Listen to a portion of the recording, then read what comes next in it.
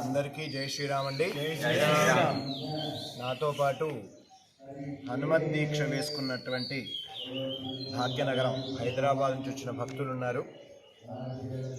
వీళ్ళందరికీ కొండగట్టు గిరి ప్రదక్షిణ ప్రతి పౌర్ణమికి జరుగుతోంది. ఉదయం 6 గంటలకి బస్టాండ్లో ఉన్నటువంటి ఆంజనేయ స్వామి అక్కడ పూజా కార్యక్రమం ముగించుకొని దాదాపు 18 కిలోమీటర్ల గిరి ప్రదక్షిణ మనం చేస్తున్నాం. వీళ్ళందరినీ కూడా ఆ గిరి ప్రదక్షిణకి ఆహ్వానించడం జరిగింది. ఆంజనేయ స్వామిని చిరంజీవి అంటారు, అపర బ్రహ్మ అంటారు. ఆంజనేయ స్వామిని శనీశ్వరుడు ఏమీ చేయలేకపోయాడు. ఎందుకంటే రాముడు తప్ప, ఆయన సేవ తప్ప ఇంకో స్వార్థం లేని అద్భుతమైనటువంటి ఆంజనేయ స్వామి శనీశ్వరుడు కూడా దాసోహం అయిపోయాడు. ఆయనకి చిరంజీవి అంటారు కాబట్టి మృత్యు ఆయనను ఏమీ చేయలేదు.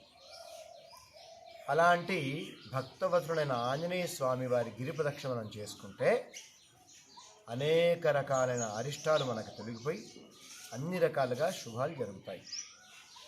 ఆ ఆంజనేయ స్వామి గిరి ప్రదక్షిణని వీళ్ళ ద్వారా ఇంకా కొంతమందికి తెలియజేసే విధంగా వీళ్ళందరితో మాట్లాడి ఈ వీడియో చేయడం జరుగుతోంది.